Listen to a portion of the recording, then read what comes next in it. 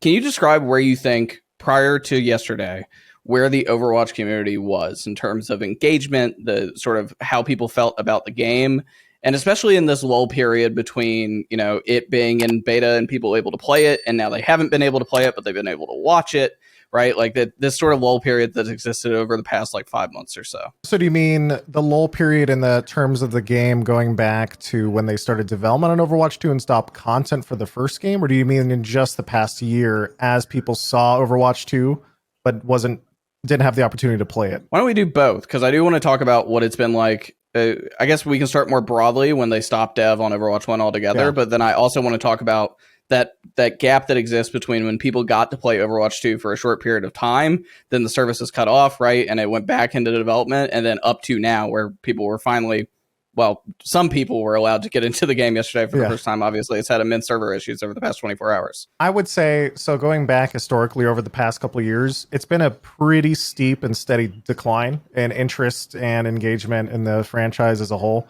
I would say the community sentiment around the game has been kind of boredom and also confusion, particularly in the last year. Most people, it was mostly the way they looked at Overwatch wasn't that they actively disliked it, or rather that, there will always be the hardcore audience, for example, in pretty much any game, we'll find things to complain about and have our own issues and nuances with any type of gameplay and this and that. But when I look at the overall franchise, I think that when a developer stops working on it for years and then they have all these competitors come out one after another that are all free to play live service audiences, the interest in the game just starts to dwindle very, very quickly.